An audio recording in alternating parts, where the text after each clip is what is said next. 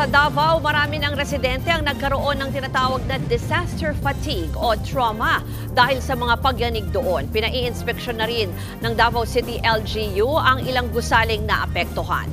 Para sa update live mula sa Davao City, nasa frontline ng balitang yan, si Rainiel Pawid. Rainiel, pakibigyan nga kami ng update mula dyan.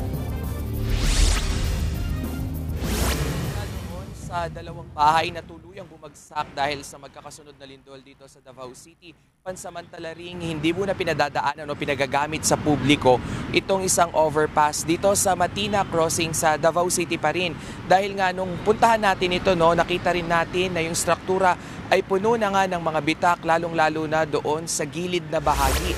At yung papaakyat, yung bahagi nito na bahagi rin ng hagdanan ay nakitaan na rin ng mga bitak. So tinanong natin mismo yung city government at nila na bukod nga dyan sa overpass na yan ay mag-iikot na rin ngayong araw yung City Engineering's Office para siguraduhin yung structural integrity ng mga struktura na ito. Kabilang na nga riyan yung ilang mga paaralan, palengke, ospital at ilang mga bahay na apektado rin. Ngayon naman may kalsada rin tayo na nakita na bitak. Ito ay bahagi ng subdivision na gumuho nga nitong Biyernes. At sa pag-iikot naman natin route, napuntahan din natin yung evacuation center kung saan naman dinala yung unang-una mga nasunugan noong October 2 at doon na rin sila inabutan ng mismong lindol. So ngayon yung ilan sa kanila ay nakararanas na nga nitong earthquake fatigue. Ito yung trauma na konting kaluskus lang ay nag-aalala na at natataranta na yung lahat dahil akala nila may posibilidad na naman ng bagong ang pagyanig. Sa ngayon, dito sa Davao City, yung nagiging trend nitong mga pagyanig ay hindi naman tuwing umaga route. Sa nakalipas na 3 gabi na nandito tayo ay nangyayari nga yung ilang mga lindol o aftershock tuwing alas 10 hanggang madaling araw. Ruth.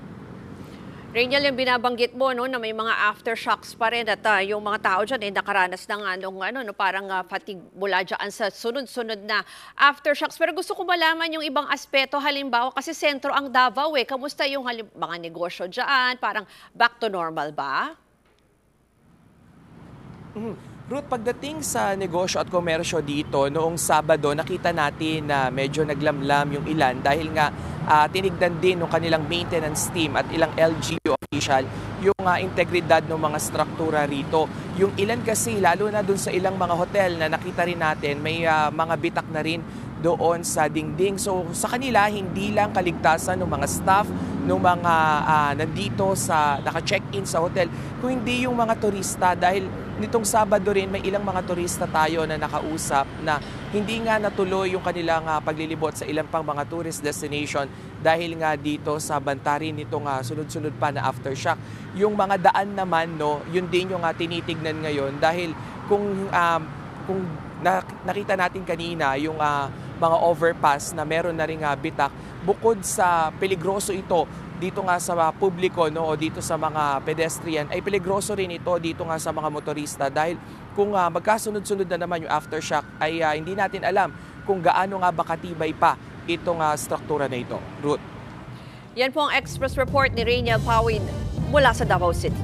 Mga kapatid, Ruth Cabalco, para sa mabilis na pasada ng mga balitang dapat niyong malaman, mag-follow at mag-subscribe sa social media pages ng News 5.